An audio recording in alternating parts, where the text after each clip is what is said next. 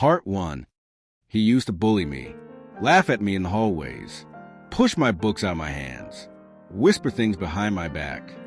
And now, he wants to be alone with me? I'm not even sure how to process that. His name is Jackson Reed. Mine's Milo Carter. And if you asked me 2 years ago what I thought of Jackson, I would have told you he was the reason I hated school. But things change. Or maybe people pretend to. It started in sophomore year. He was a junior, already confident, tall, the kind of guy girls whispered about. Me, I was the quiet one, kept my head down, drawn to books, to art, to anything that kept me out of the spotlight. But Jackson noticed me anyway, just not in a good way. "You got lip gloss on, Carter?" He said that once in front of the locker rooms. His buddies laughed. I just blinked and kept walking. Every day, some little jab, gay jokes, flicks to the back of my head, accidental shoulder bumps in the hallway. I told myself it didn't hurt, but it did. It always did. Then senior year came. He'd already graduated, or so I thought. But there he was, first day of school, leaning against the front office wall, jacket off, sleeves rolled up, and different, quieter. Our eyes met. I looked away instantly. No way was I giving him space to start again. But he didn't say anything, just nodded at me, like acknowledgement. Turns out he had to repeat a year. Something about missing credits and skipping finals. Rumor had it he'd gotten into a fight at a party, and things spiraled. He wasn't hanging out with his old friends anymore, and he joined the art class. My art class. The first time he sat next to me, I almost got up and switched seats.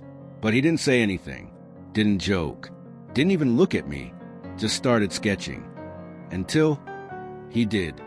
"You're good at this," he said one day, pointing at my charcoal drawing. I blinked. "Sorry, what?" He shrugged. I said, "You're good. Better than most people in here." It was such a normal comment. So casual. Like he hadn't spent 2 years tormenting me. I didn't respond. But my heart was racing. Not in a good way. Not yet. Over the next few weeks, he kept sitting next to me. And slowly, we talked. Little things.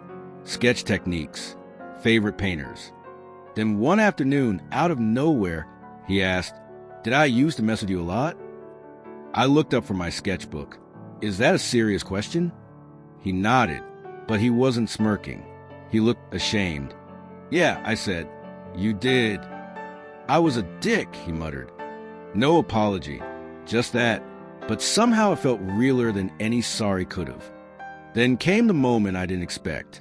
One day after class, he waited for me outside, hands in pockets, kicking a pebble with his shoe. "I don't know if you got anything after this, but you want to come over? I got this new graphic novel. Thought you might like it." I stared. "Why me?" He looked at me for a long time, and then he said the one thing that messed with my head. "Because I don't think I ever actually hated you." We didn't talk much on the way to his house, but the silence wasn't awkward. It was loaded. He showed me his room, way cleaner than I expected. Posters, sketches, and a big canvas leaning against the wall. "I'm working on this piece," he said, then hesitated. "And it's kind of personal." I raised a brow. He turned the canvas around, and my breath caught. It was me, sitting in the art room, head down, drawing. He looked nervous, like he was scared I'd be mad. I didn't mean to be creepy. You look peaceful. For the first time since we'd started talking again, I smiled, just a little. "That's actually really good." He grinned, and for a moment, he didn't look like the guy who used to shove me into lockers. It's weird, isn't it? How someone who once made your life hell can suddenly feel like the only person who sees you clearly. But then came the part one didn't expect. He stood a little too close. Eyes flicked down to my lips, then back up, and I stepped back, fast. "Wait, what are you doing?" He looked panicked. "I'm sorry," I thought. "No, you thought wrong." I grabbed my backpack. heart thudding in my chest. You can't just treat someone like crap for years and then suddenly act like I couldn't even finish. I left, didn't look back. That night, I stared at the ceiling, mind racing. Was it an act? Was I just a challenge to him? Or was he being real? And if he was, then what did that say about me? Because deep down, I wanted him to be serious. I wanted him to mean it, and that scared the hell out of me. But something told me this wasn't over, not by a long shot. If you've ever had someone reappear in your life when you least expected it, comment below, I know this feeling. Because part 2 gets deeper and way more complicated. Subscribe for the real twist coming next. Did something like this ever happen to you in high school? Or was there someone who used to tease you and then suddenly changed? Share your story in the comments. I read every single one. And don't forget to subscribe for the next part. He didn't say anything for a second. Just stood there in the doorway like he was trying to figure out if I was real or not. His eyes were soft, way softer than I remembered. And it messed with me because I remembered those same eyes, filled with something sharper back in high school. I cleared my throat, unsure what to say. Hey, I mumbled, my voice cracking a bit. He gave a half smile. Hey. For a few seconds, we just stood there, the air between us thick, with awkward silence and unspoken history. Then he stepped in. He actually stepped into my apartment, like it was the most natural thing in the world. I didn't expect to see you here, he said, glancing around like he needed a distraction. Yeah, well, I live here, I replied, trying to sound neutral, but failing miserably. The corners of his mouth twitched up like he found that funny. It irritated me more than it should have. I watched him scan the space. My small couch, the coffee-stained carpet, my laptop still open on the desk. So, how have you been, Noah? Hearing him say my name like that, it was strange. Familiar but foreign. I hesitated, then shrugged. Better now, I guess. Away from high school. Away from people. His eyes darkened for a second. He knew I meant him. I wasn't going to play dumb. Look, Noah, he said quietly, about high school. I cut him off. You don't need to pretend now, Ethan. We're not 17 anymore. He looked like he wanted to argue that, but instead, he sat down on my couch without asking, just like he used to take whatever space he wanted back then. Except this time, there was no audience. No group of guys waiting to laugh when he tripped me. No one watching. Just us. Alone. He leaned forward, elbows on knees, fingers interlocked. I was a jerk, he said. I know that. I made your life hell. I can't take that back. I stood by the counter, arms crossed tightly. Then why are you here? His eyes flicked up to mine. Something about the way he looked at me made my stomach twist. I've been thinking about you, he said. My heart stuttered. What? I've been thinking about that last year. The way I treated you. The way you looked at me, even when I didn't deserve it. I didn't know what to say. I felt hot all over, like I was on the verge of being set on fire. You're not making any sense, I whispered. He stood up then, walked toward me slowly, and suddenly it hit me. We were standing too close. Way too close. His voice dropped to something softer, like we were in a church or something sacred. You always looked at me like you saw something more. I blinked. Don't flatter yourself. He smiled, sad this time. Not smug, not arrogant, just sad. I wasn't allowed to be soft back then, he said. My dad, my friends, hell, even the coaches, I had to play a part. My breath caught. So you picked on me to play that part? He flinched. Yeah. That one word stung more than I expected. I hated who I was when I was near you, he said. Because I couldn't stop noticing you. My entire body went numb. What? I stared at him, too stunned to speak. I didn't know what it meant back then, he continued, voice shaking a little. All I knew was that you made me feel things I wasn't supposed to. I wanted to scream, to cry, to throw something. Instead, I whispered, you could have said something, anything. I didn't know how, he admitted. I was scared. I still am. He stepped even closer now, eyes locked on mine. I'm not asking for forgiveness, Noah, he said. I needed to tell you the truth. And then it happened. He reached up and brushed a piece of hair behind my ear. So gently, I barely felt it. I didn't move. Couldn't. Something in me was screaming to run, to slam the door behind him and forget this ever happened. But another part, a louder part, wanted him to stay. You made me feel seen, he whispered. A lump formed in my throat, because I remembered. I remembered the way he used to glance at me across the hall when no one was looking. The way his laughter always died a second too late after pushing me. The way I felt when he looked my way. Not just hurt, but noticed. And I hated myself for wanting that feeling again. He stepped back suddenly, giving me space. Sorry, he said. That was a lot. I exhaled. Yeah, it was. Silence again. But it didn't feel as heavy now. So what now? I asked. He looked down, then back at me. That depends on you. And just like that, the control shifted. Because now I was the one who got to decide what happened next. He wasn't the powerful one anymore. I was. But just as I opened my mouth to respond, my phone buzzed. A message lit up the screen from my best friend. Hey, Ethan's in town. Be careful. My stomach dropped. He hadn't told anyone he was here. Not even his own friends. Not even the people he used to rule the hallways with. What was he hiding? And why did it feel like I'd only scratched the surface? I couldn't sleep that night. Every time I closed my eyes, I saw Josh's face. Not the bully from freshman year, but the version of him who stood close to me in the locker room. The one who looked like he was trying to say something without saying it. The next morning, I was a mess. I almost wore 2 different shoes. I kept playing that moment over and over in my head. Why didn't he pull away? Why did he step closer when I didn't move? I tried not to stare at him in class, but he looked different, like he was thinking about it too. Our eyes met once, and I swear he almost smiled. After school, I went straight home. I didn't want to risk running into him. But around 7 p.m., I got a text. You free? No name, just a number. But I knew who it was. My stomach dropped. I waited, then typed, Who is this? The response came fast. Don't play. You know. Josh. I didn't know what to say. Then another message popped up.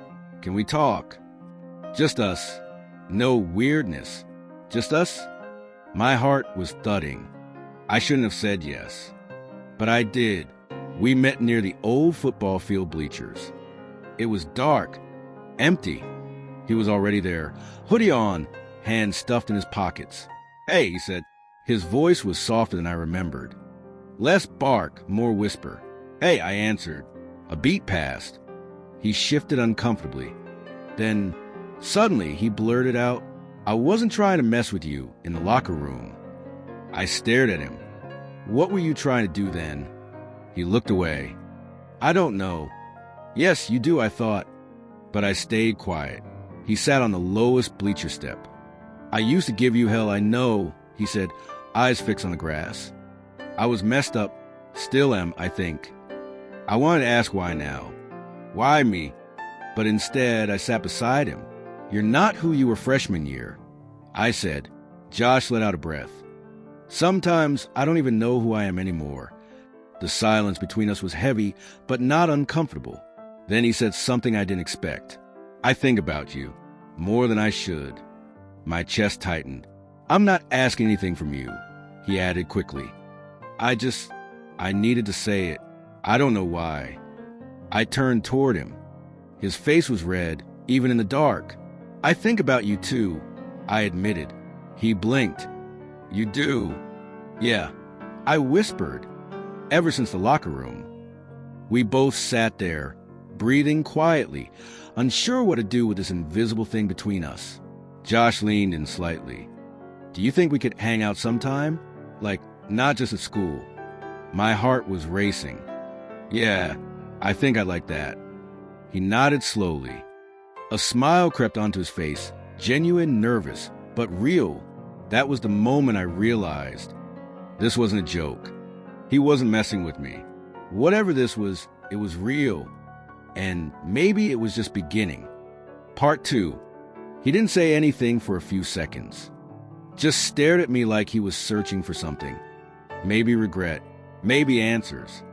Maybe the boy he used to torment had somehow grown into someone he didn't recognize. "I never knew you played," he finally said, nodding toward my guitar. His voice was quieter now, no longer sharp like I remember from school. "I never knew you were anything but a jerk." I shot back, sharper than I meant. He flinched, but didn't get angry. Instead, he nodded. "Yeah, I deserve that. I was an idiot and a coward." That word, coward, landed heavier than I expected.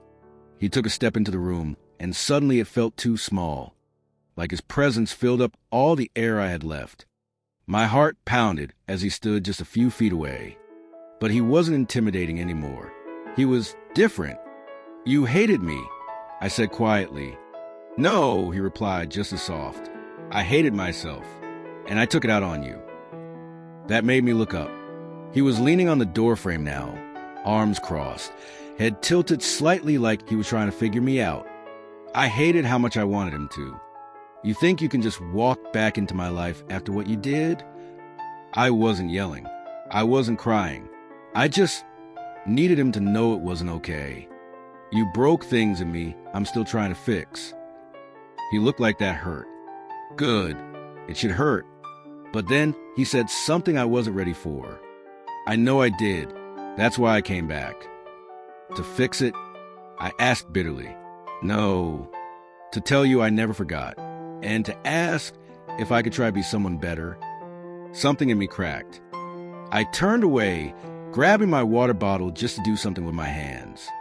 This wasn't part of the plan. I thought I'd hate him, tell him to leave, move on. But there was something in his eyes that felt different, like maybe he was as scared as I was. "I don't forgive you," I said. "Yet." He smiled, small but real. "That's fair." A moment passed, and then another. Neither of us said anything, but neither of us moved either. The silence didn't feel heavy anymore. It felt like a door half open, a possibility. "Why are you really here, Micah?" I asked it quietly, not accusing, just tired of guessing. His answer changed everything. Because back then, I didn't know how to deal with how I felt about you. And now, I'm ready to stop lying about it. I froze. My fingers tightened around the water bottle. Micah stepped closer. No smirk, no attitude. Just honesty and a trembling kind of courage I hadn't seen in him before. I don't want to pretend I didn't feel something. I was scared, confused, but not anymore. "I liked you, Tyler, and I didn't know what to do with that, so I bullied you. I've hated myself for it every day since." It felt like the floor tilted under me. The walls, the whole damn universe. What was I supposed to do with that? I didn't respond, not with words. I just let it sit, let him sit, let the weight of the truth crack the silence between us. "Do you want me to leave?" he asked. His voice was barely above a whisper. I didn't answer. I couldn't. Because the truth was, I didn't know. But my silence, that was its own answer. Micah didn't leave. I didn't sleep that night. Not because of fear, but because of confusion. My thoughts kept circling back to the way Chris looked at me, the way he touched my arm. Was it just friendly, or was it something else? I kept telling myself it couldn't be real. Not after everything. But the next morning, Chris texted me. "Want to walk to school together?" My heart dropped. Why was he doing this? He used to shove me into lockers, mock me in the cafeteria, laugh with his friends while I stayed quiet, hoping to disappear. And now, he wanted to walk beside me? I replied with just one word. Sure. We walked in silence most of the way. But it wasn't an uncomfortable silence. It was loaded, heavy with unspoken things. "Did you sleep okay?" Chris asked, breaking the tension. I glanced at him. surprised by the softness in his tone. Not really, I admitted. Yeah, me neither. He kicked at a rock on the sidewalk. I was thinking a lot. About what? You. That one word sent a jolt through my chest. I tried to laugh it off, but my voice cracked. Why? He didn't answer right away. I guess I was remembering things I did, and wondering why I was like that to you. That's when I stopped walking. He turned to face me. Are you seriously saying you regret all that? I'm saying I'm trying to be better. I don't get it, Chris. You made my life hell for years. Why now? Because I see you now. His voice was barely a whisper, and I hate the way I treated you. There was a long pause, the kind that feels like the world has stopped spinning. Then he said something I didn't expect. Can I show you something after school? What? Just meet me behind the old gym. That entire day felt like a slow-motion dream. I couldn't focus on anything. I just kept glancing at Chris from across the classroom. He wasn't looking at me, but he wasn't laughing with anyone either. It was like we were both holding our breath. When the final bell rang, I almost didn't go, but something in me pushed forward. Curiosity or maybe hope. I walked slowly behind the gym. The old building was mostly unused, with vines crawling up the brick walls and a few broken windows. Chris was already there, leaning against the back wall. He looked nervous. I didn't think you'd come, he said. I almost didn't. He nodded, then reached into his backpack, pulled out a folded-up notebook. This is yours, he said, handing it to me. I opened it, confused, until I saw the cover. It was my old sketchbook, the one that went missing 2 years ago. You took this. Yeah, I was a jerk. I hid it and forgot about it. Why are you giving it back now? Because I looked through it and I saw the way you see the world. And I wanted to understand you. I felt heat rush to my face. Anger, embarrassment, but also something gentler. He stepped closer. You draw beautifully. I couldn't move. His eyes held mine. He reached out slowly and tucked a loose strand of hair behind my ear. I'm sorry I made you feel small, he said. You never were. I didn't know what to say, so I didn't say anything. Just stood there, holding the sketchbook, heart thudding in my chest. And then he said, There's more I want to tell you, but not here. Can we hang out? Somewhere private. I hesitated. Everything in my past screamed don't trust him. But in that moment, I want to believe him more than I ever thought I would. Okay, I said, tomorrow. And when I walked away, I could feel his eyes on my back the entire time. But this time, it wasn't hate. It was something else entirely. Something terrifying and maybe beautiful. I didn't know what I expected when I opened the door to the gym the next morning. Maybe silence. Maybe more glares.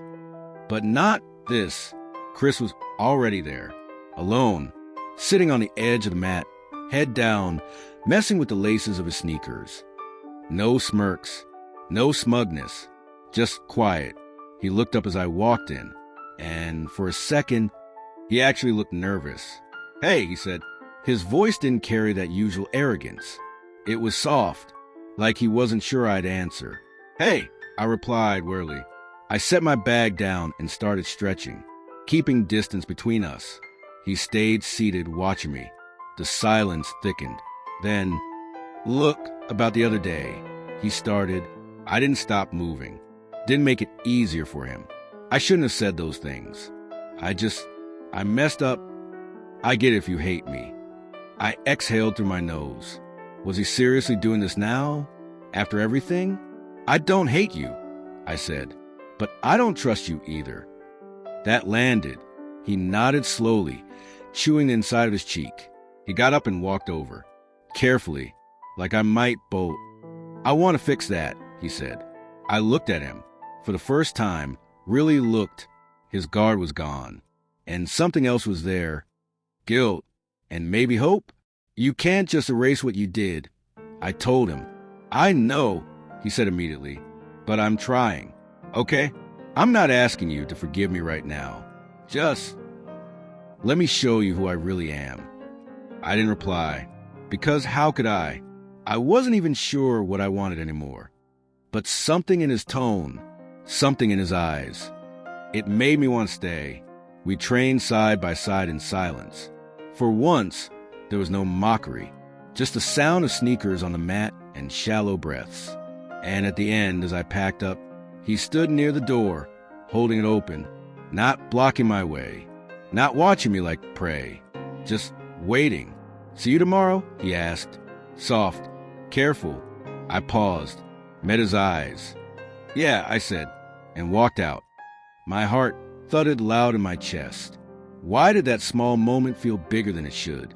The next day, he was waiting again, but this time, he brought me a water bottle and didn't say a word about it. Our routines became consistent. We trained. We didn't talk much, but it wasn't awkward. It was evolving, like two strangers cautiously building something fragile from scratch. But on Friday, everything shifted again. He asked me to stay after training. I want to show you something, he said. I hesitated, but nodded. We walked toward the locker room, then past it, into the back hallway no one really used. He unlocked the door I'd never noticed before. A storage room, but it was clean, warm. There were cushions on the floor and dim lighting from a small lamp. I come here to breathe, he said quietly. To think, to escape all that. He gestured toward the gym. It felt intimate and completely unexpected. Why me? I asked him, why are you letting me see this? Chris looked at me, eyes full of something I couldn't name yet. I think you're the only one who ever saw me, even when I was being the worst version of myself. That hit me hard. And I didn't know what scared me more, his honesty, or the part of me that wanted to believe him. We sat there for a while. No words, just presence, just breaths.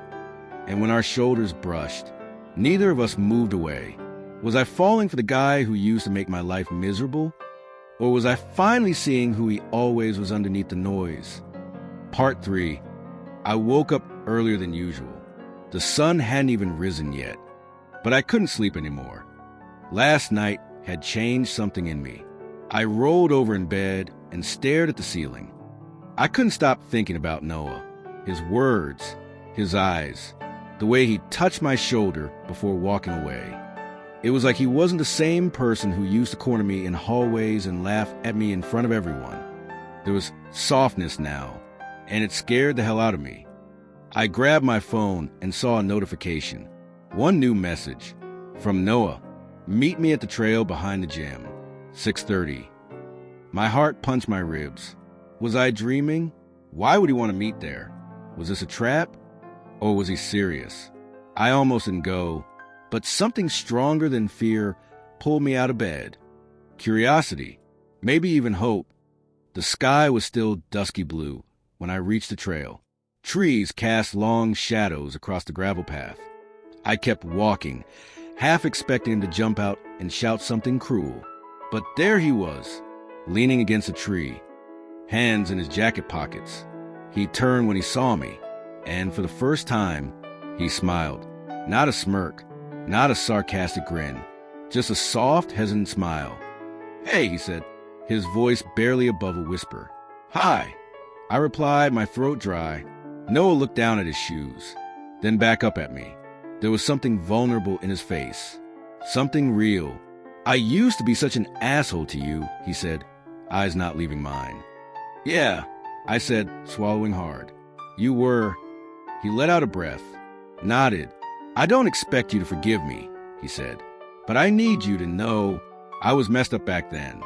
Not because of you, because of me. That stunned me. No jokes, no blame, just truth. I didn't know what to say, so I just asked, why me? Noah stepped closer, not enough to touch, but enough to feel his presence. Because you were always yourself, he said, even when people like me made it hard. And I hated that I couldn't do the same. My breath caught in my throat. The way he looked at me now, it wasn't with judgment. It wasn't pity. It was longing. I should have walked away, told him it was too late. that people like him don't get second chances. But I didn't, because deep down I wanted to hear this. I wanted to believe him, and maybe I wanted him. Noah looked away, ashamed. I didn't bring you out here to mess with you, he said. I just want to say I'm sorry, and I hope maybe someday we could talk, like real people. My voice came out softer than I expected. Why wait for someday? He looked back at me, surprised, and for the first time since we met, we just stood there. No words, no labels, just two boys trying to be honest. The wind picked up around us, but neither of us moved. It felt like the start of something I didn't yet have the words for. But I knew one thing. This wasn't the end of the story. It was just the beginning. I didn't know how to face him after what happened that night. He was still the same Alex in the hallway, smirking, tossing sarcastic comments. But behind that smirk now, there was something different. That Monday, I avoided the main entrance entirely. I slipped into the side doors near the art wing. It felt like I was carrying something nobody else could see. In class, he didn't even look at me, not once. And that should have made it easier. But instead, it made my chest feel tight. At lunch, I sat with Jason and a few others, but I couldn't focus. Jason was rambling about some video game update, and I kept scanning the cafeteria until my eyes landed on him. Alex, leaning back with his usual crowd, laughing like he had no care in the world. But then he looked up, straight at me, and held it just for a second too long. I looked away fast, pretended to sip my drink, but inside I was spiraling. Why did that one look shake me more than all his past bullying combined? That afternoon, I walked out of class only to hear footsteps rushing up behind me. Hey! It was him, Alex. Again, I turned, trying to keep my voice steady. What do you want now? But his face didn't have that usual smugness. It was serious, almost nervous. Can we talk? I folded my arms. About what? He looked around like he didn't want anyone hearing, then said, that night, I didn't mean for it to go that far. I laughed. Didn't mean for what? For your lips to accidentally touch mine. He winced. I didn't mean to confuse you. I stepped back. You can confuse me, Alex. You confuse yourself. He looked like I'd slapped him. And maybe I had. With the truth, he nodded slowly, then said something I didn't expect. I've been an ass to you. I know that, but it wasn't about you. What does that even mean? He leaned in a little. I used to hate how you didn't care what people thought. You were just yourself, and I couldn't stand that. I wanted to know what that felt like. I didn't speak. I couldn't, because everything I'd ever assumed about him was crumbling. I pushed you away because I didn't know how to deal with it. He looked down at his shoes. Still don't, honestly. I looked at him, this guy who had once made my life hell, now standing in front of me, exposing the very thing he spent years hiding, his real self. And the worst part? I didn't hate him for it. I hated that I understood. He finally said, I'm not asking you to forgive me. I needed to say it. Then turned to walk away. But I stopped him. Wait. He paused. I'm not ready to forgive you, but I'm not going to pretend that kiss didn't happen either. He turned back, eyes searching mine. Does that mean? I nodded. It means maybe we can talk again. But no more games. No more hiding. He gave the smallest smile, almost like he was relieved. Okay, no more hiding. And for the first time in years, I saw Alex, not the bully, not the mask, just the boy underneath. But trust? That would take more than a few words in a hallway. It would take showing up again and again, and something told me this was just the beginning of that journey. He didn't say a word when he saw me standing by his locker. Just looked at me like he'd been expecting it. His eyes weren't cold like before. They were softer, warmer. Hey, I said, barely above a whisper. He shut his locker slowly, then turned to face me fully. What's up? His voice, it didn't have the usual edge. No sarcasm, no challenge, just curiosity.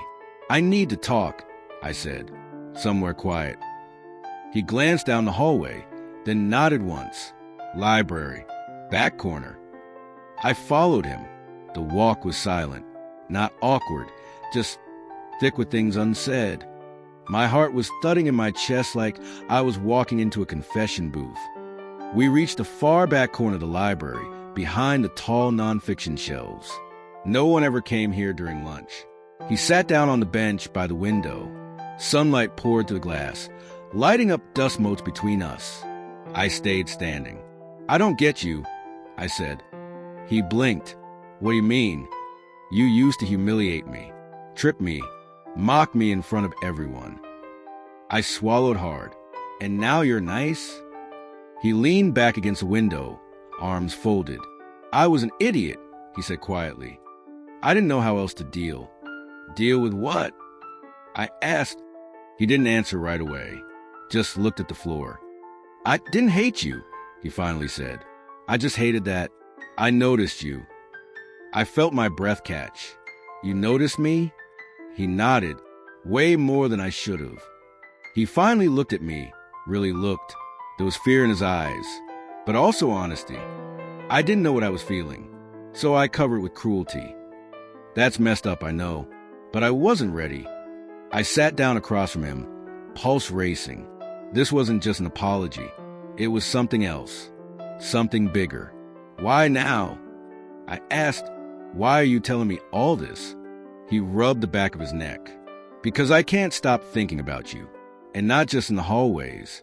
At night, at home, everywhere." I blinked. He was serious, vulnerable, and I didn't hate it, not even a little. I whispered, "So what does that mean?" He leaned forward slightly, hands clasped between his knees. "I don't know. I just know I don't want to pretend anymore." Silence. "I spent years trying to push you away," he said, "and now all I want is for you to come closer." We sat in that quiet space, eyes locked, breathing in sync. For once, the past didn't matter. Only the present did. But then, his phone buzzed. A name lit up on his screen. Jake, his friend, the one who always laughed the loudest when I was the punchline. He stared at the screen, then silenced it. Didn't answer. Didn't flinch. "You okay?"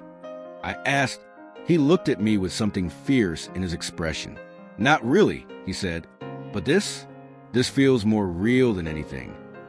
I nodded slowly. The walls we built, they were crumbling, and I wasn't running. Not anymore. Part 4. I hadn't seen him for 2 days. Not since that moment in his room. Not since he touched my hand and told me to stay. And now I felt unsettled, worried, even worse, disappointed. Was he avoiding me? Had I read everything wrong? Was it all just some messed up game to him? I stood by the lockers, trying not to look too obvious. But I kept glancing toward the hallway he usually came through. Still no Josh. "Hey," Brandon said, walking up beside me. "You okay? You've been out of it all week." I nodded quickly, just tired. Brandon narrowed his eyes, suspicious. "Does this have anything to do with a certain guy who used to shove you into lockers?" I flinched. Was I really that transparent? Brandon raised an eyebrow. I knew it. "Josh has been MIA. You're moody. Something happened." "You want to tell me?" I opened my mouth, then closed it. What could I tell him? That Josh touched me like he meant it? That the guy who used to torment me now looked at me like I mattered? It's complicated. I finally said. Brandon sighed.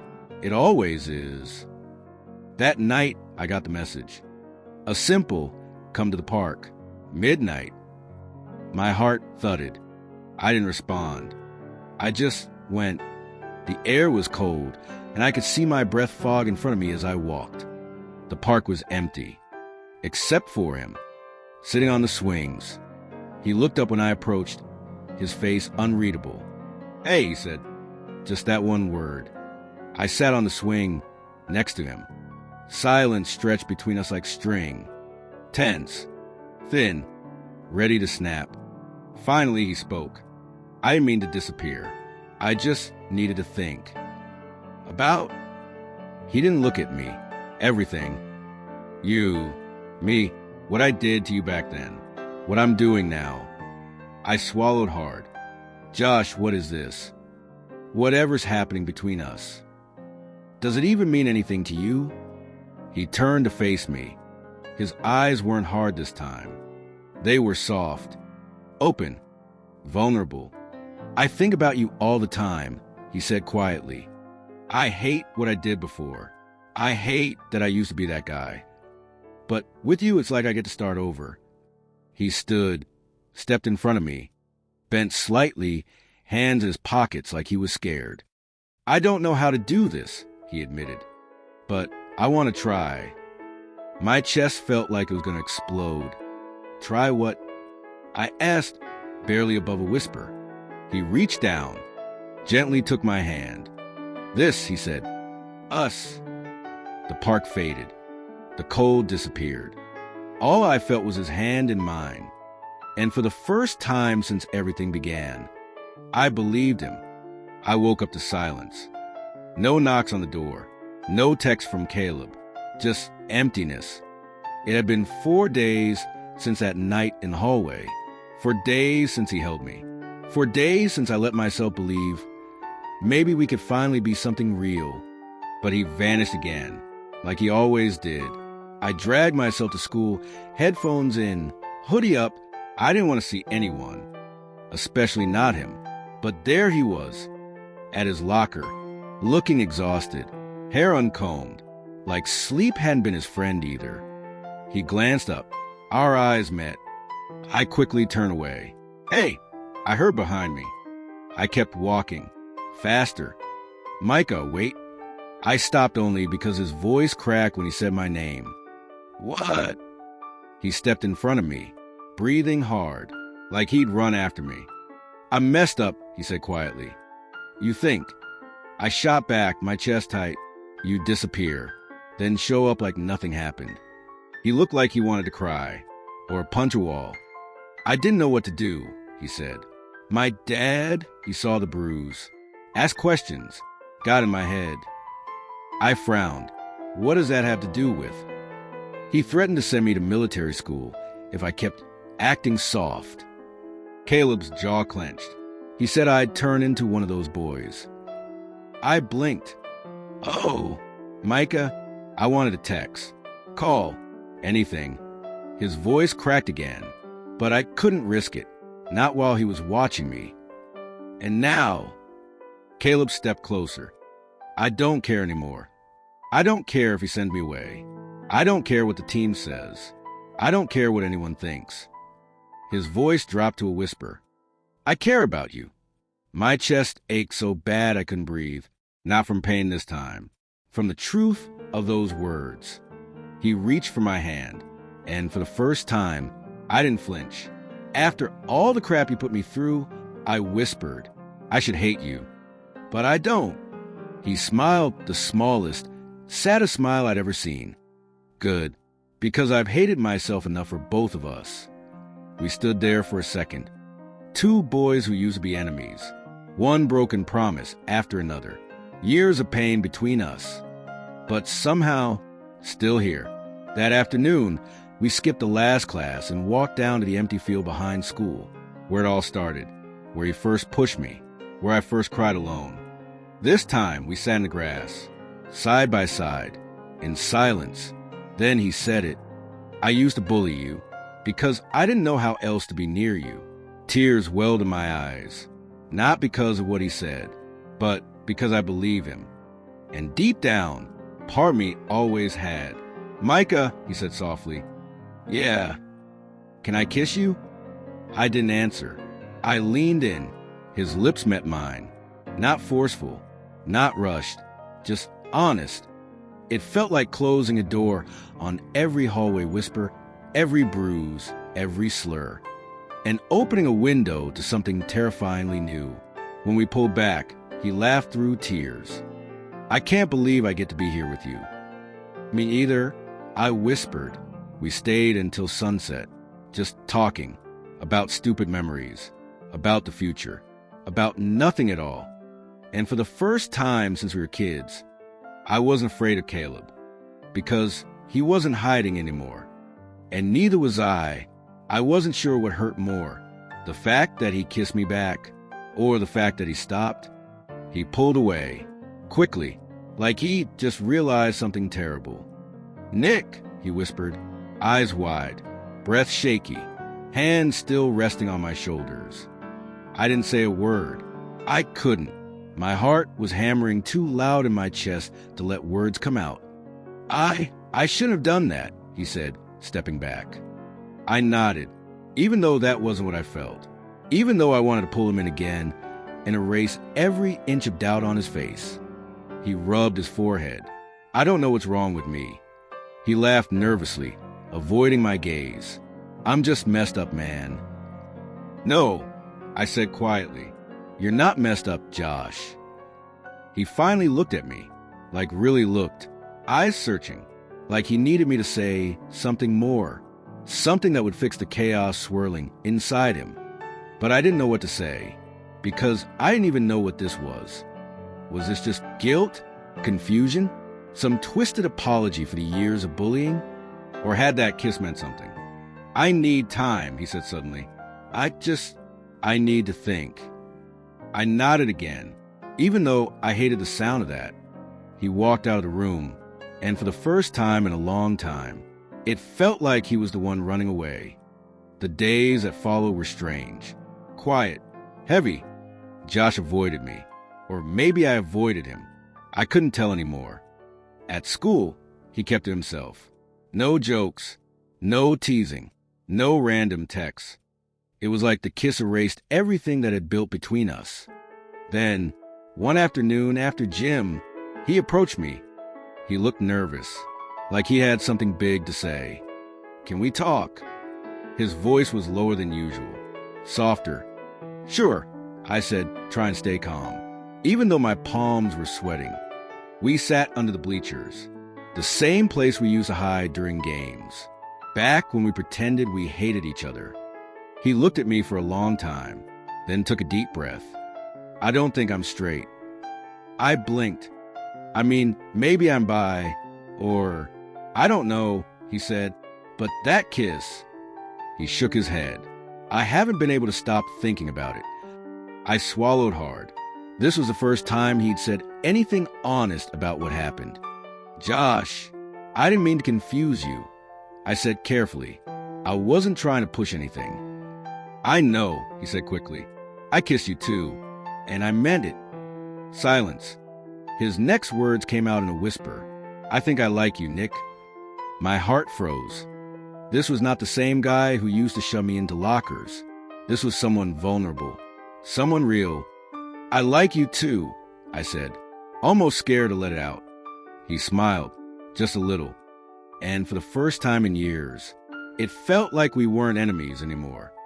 We were just two people, trying to figure it out. But something was still hanging in the air, unspoken.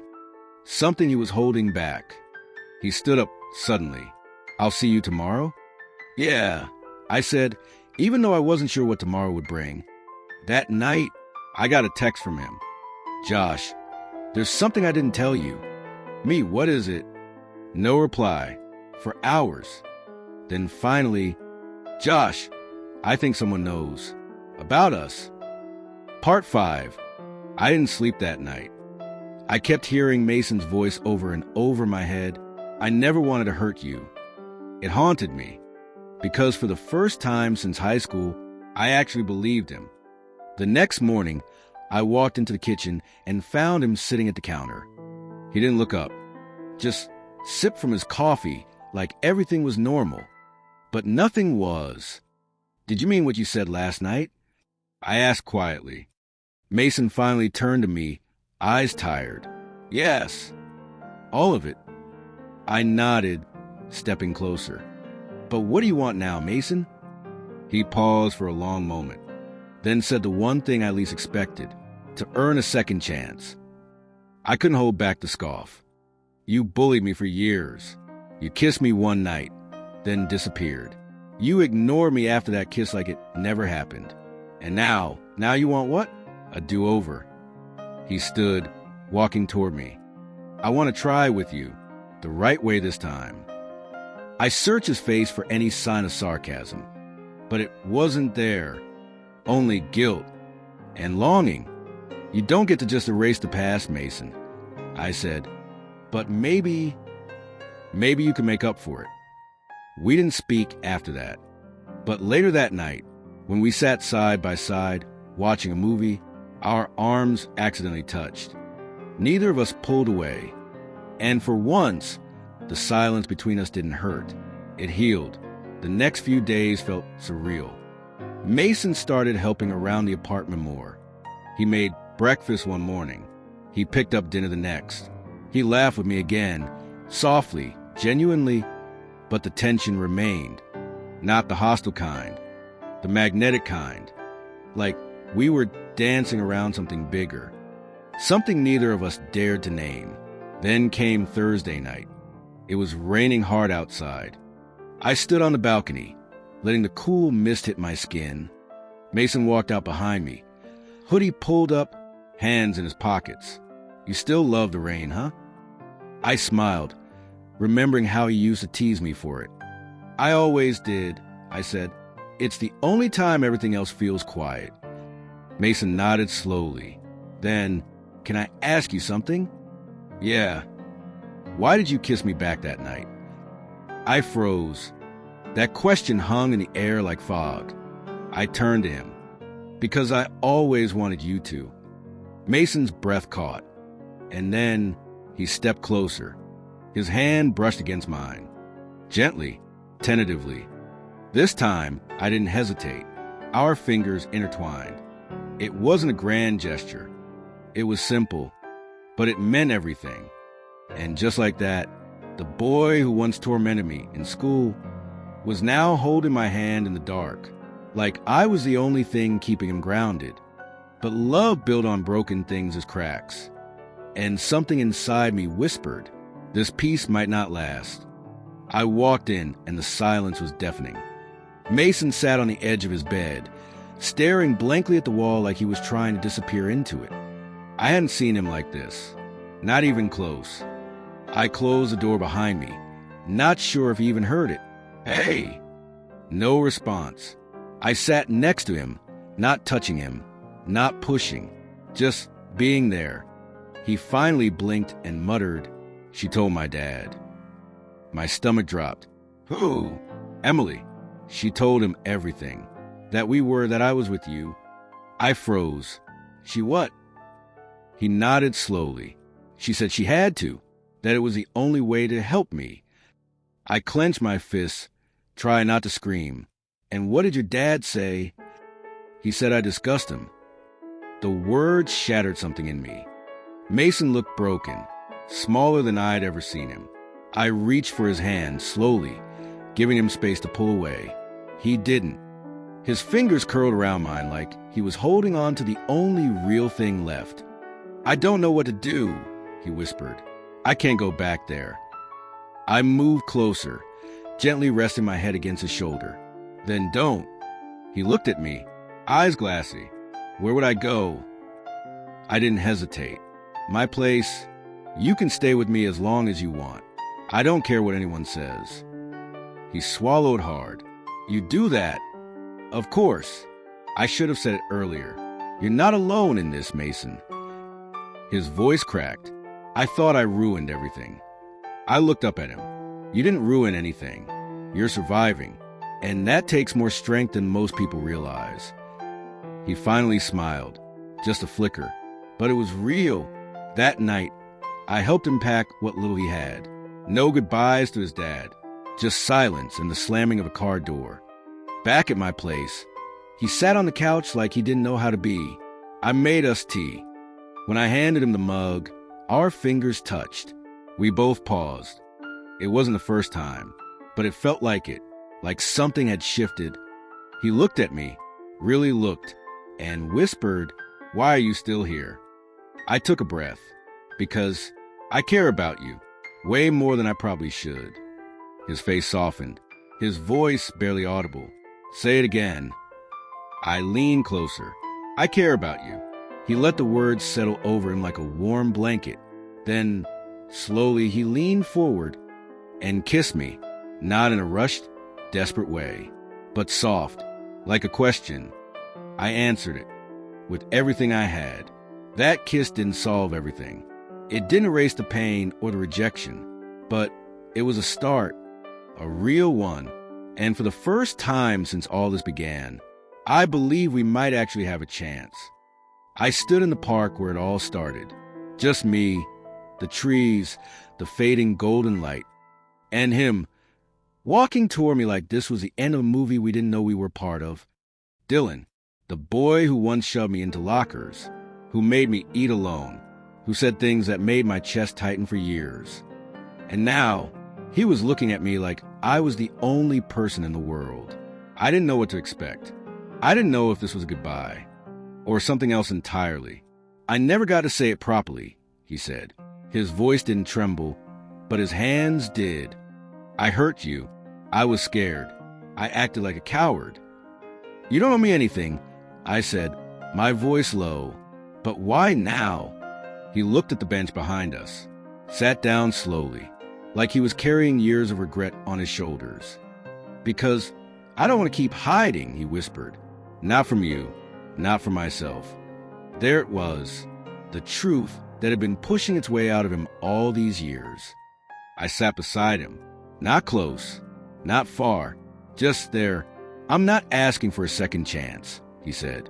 I just want you to know that I think about you, all the time. Silence.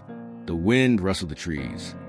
My heart was racing, but not from fear anymore. Do you remember that day in the locker room? I asked. He nodded.